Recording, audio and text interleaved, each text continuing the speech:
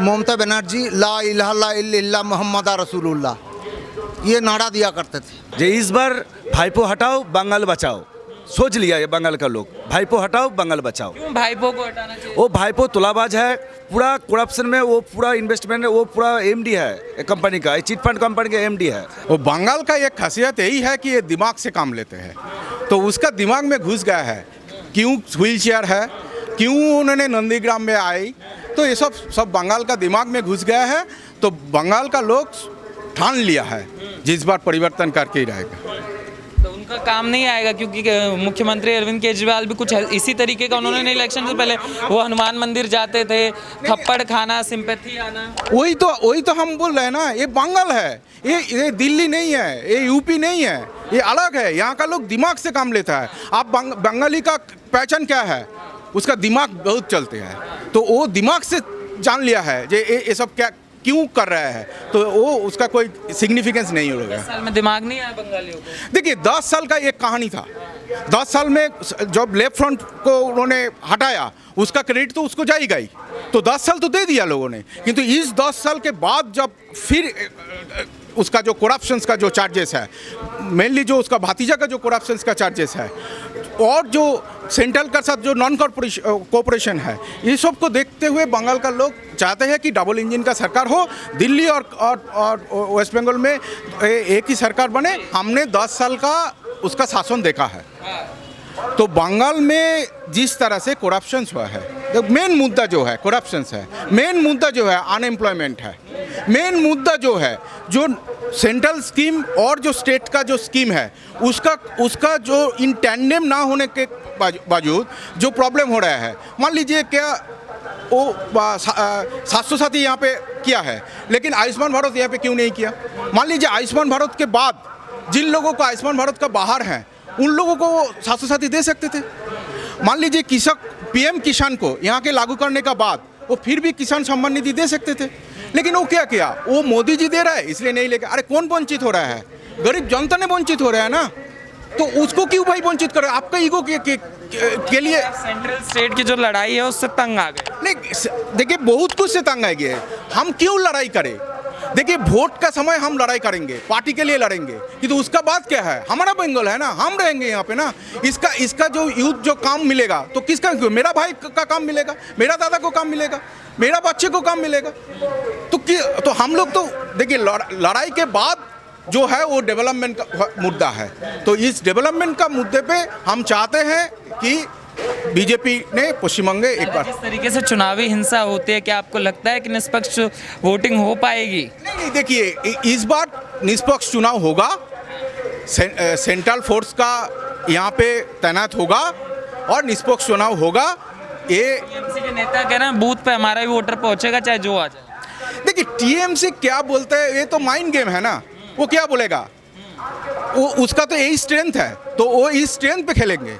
और हमारा जो स्ट्रेंथ है जनता का स्ट्रेंथ है, तो जनता ने कि वहाँ पे जाके वोट करेंगे। जिस तरीके से ममता बनर्जी ने अपने इतिहास में रहा है कि मुझे मार दिया जाएगा, ये कर दिया जाएगा, वो कर दिया जाएगा, और वो लगातार उसको करते करते जीती। अरविंद केजरीवाल अपने आप को थप्पड़ मरवा लेते हैं, दिल्ली की राजनीति में आपने देखा होगा, उसके बाद क्या हुआ सबने देखा। तो ममता बनर्जी का पैर टूट जाना क्या नहीं? मैंने बोला ना पूरा नटंगी है, उसको बंगाल के लोग पहचान लिया। ये नटंगी करके 10 साल क्राइम करके जो आपका करप्शन करके अभी तक है, ठीक है, गुंडाबाजी करके कुछ नहीं होगा। शुभेंदु जी को मुख्यमंत्री बना देगा बंगाल का लोग। पहले सोच लिया जे इस बार भाईपो हटाओ बंगाल बचाओ, सोच लिया ये बंगाल का लोग, भाईपो हटाओ बंगाल बचाओ। क्यों भाईपो को हटाना चाहिए? वो भाईपो तुलाबाज है, पूरा करप्शन में वो पूरा इन्वेस्टमेंट है, वो पूरा एमडी है कंपनी का, चिट फंड कंपनी का एमडी है, पूरा चीटर है वो। मगर दीदी तो आज भी एक साड़ी चप्पल पहनकर घूमती हैं। वो भी नटंगी है। वो चप्पल का भाव कितना है पता है आपको? वो प्राय 5,000 का रुपया का उसका भाव है। वो नटंगी करता है इधर, और घर में उसका एक्सीलेटर है घर में, वो पूरा नटंगी है। और ये व्हील चेयर वाला, वो भी नटंगी है, बंगाल के लोग को पता है ये पूरा नटंगी चल रहा है। अब देखिए शुभेंदु अधिकारी जी इधर से जीतेगा और बंगाल का मुख्यमंत्री बन जाएगा। हम बंगाल को व्हील चेयर में नहीं डालना चाहते हैं। एक बार बंगाल का सभी लोग सोच लिया है, बंगाल इस बार 200 पार, बंगाली खड़ा होकर चलेंगे।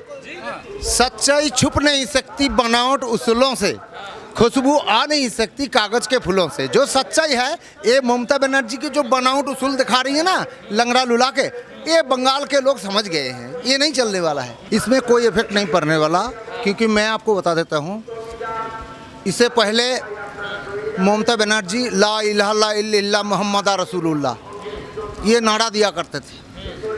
अब जब उन्होंने देखा कि एक बड़े संख्यक वोट जो है उनके पास से जो है बाहर चला जाएगा, जिसके कारण उन्होंने चंडी पाठ से लेकर के कई मंदिरों में घंटा बजाना, इस तरह की नाटक शुरू किया है।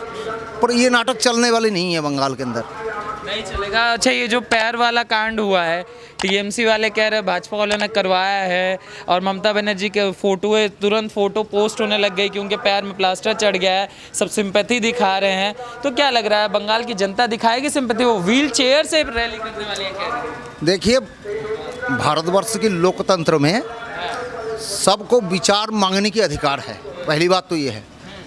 तो वो उच्चतरी जांच करे ममता बनर्जी, ठीक है ना। जांच तो अलग है दादा, ये जो जनता पार्टी के लोग भी बोल रहे हैं कि हम तो चाहते हैं, उन्होंने सीबीआई की मांग करे, सीबीआई की जांच करवाए, तो करा ले। जांच की बात नहीं, जो अभी पैर में जो चोट लगी है उसको लेकर वो रैली घूमेंगी, व्हील चेयर पे घूमेंगी, तो क्या जनता सिंपैथी नहीं जागेगी? वारदात पे जो लोग थे, जिस वक्त ममता बनर्जी को चोटें आई, उस वारदात पे जो लोग थे, उनकी कहना सारे भारत के लोग देख रहे हैं, टीवी की पर्दा में दिखाई दे रहा है, ठीक है ना।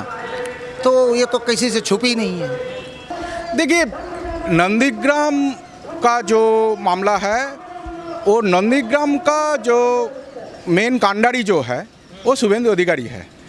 तो वो जो बोलता है ना लीडिंग फ्रॉम द फ्रंट, वो शुभेंदु अधिकारी नहीं किए थे। तो शुभेंदु अधिकारी जब खुद यहाँ से लड़ रहे हैं, तो सामने सीएम है, वो भी हेवीवेट कैंडिडेट हैं, लेकिन फिर भी शुभेंदु अधिकारी लीड करेंगे। अपने भवानीपुर की सीट छोड़कर नंदीग्राम से लड़ना क्या सही फैसला था? देखिए, दो चीज़ हो सकता है। एक तो पार्टी का इंटरनल डिसीजन हो सकता है, वो कुछ समझ में आया इसलिए किया है। लेकिन लोकसभा का जो रिज़ल्ट, विधानसभा वाइज जो रिज़ल्ट था, उसमें देखा जाए कि वो 3000 वोट से तृणमूल कांग्रेस वहाँ से लीड कर रहा है। तो इसीलिए सीएम वहाँ का सेफ सीट नहीं लगा उनको, इसलिए वो वहाँ से भाग रहा है। तो यहाँ पे आके भी उसका कोई सुविधा नहीं होगा, इसमें भी शुभेंदु अधिकारी जीतेंगे। अच्छा, ये जो पैर में चोट आई है, इसको लेके जो राजनीति टीएमसी की तरफ से जो चल रही है जिस तरीके से, क्या लग रहा है कितना फ़ायदा कितना नुकसान डाल पाएगा? और ममता बनर्जी कह रही हैं कि वो व्हील चेयर पे अपनी सारी रैलियाँ करेंगे। देखिए, क्या है कि लोग जब समझ गई है जो उन्होंने व्हील चेयर पे बैठ के कैंपेनिंग करना चाहते हैं, इसलिए उन्होंने व्हील चेयर पे आ रहे हैं, तब इसका कोई महत्व नहीं है। अगर सचमुच व्हील चेयर का सिचुएशन होता तब है शायद कुछ सिंपैथी क्रिएट हो सकता है, लेकिन लोग अब सब जान गए हैं उन्होंने व्हील चेयर पे बैठ के ही कैंपेन करना चाहते हैं, इसलिए इसमें कोई फर्क नहीं। कितना सिंपैथी मिल पाएगा ममता बनर्जी को व्हील चेयर से जाने पे? ज़्यादा नहीं, कोई कुछ नहीं मिलेगा। हाँ, कुछ नहीं मिलेगा जी। नहीं, कुछ नहीं मिलेगा, क्योंकि लोगों की समझ में आ गई है कि परिवर्तन होना चाहिए। तो यहाँ का जो मेन लीडर है शुभेंदु अधिकारी, वो यहाँ से 50,000 ज़्यादा वोट में लीड करेंगे। मगर इतनी हिम्मत वो करती हैं, आती हैं, नंदीग्राम चुनाव लड़ती हैं अपनी सीट छोड़कर, और अभी उनको चोट लग जाना क्या इफेक्ट नहीं डालेगा चुनाव के? नहीं, कोई इफेक्ट नहीं चलेगा। इधर से नंदीग्राम से शुभेंदु जी, हमारा दादा है, वो आराम से जीत जाएगा, लगभग 50,000 वोट से नंदीग्राम से जीत जाएगा। कारण शुभेंदु अधिकारी हमारा दादा जो है वो फाइटर है,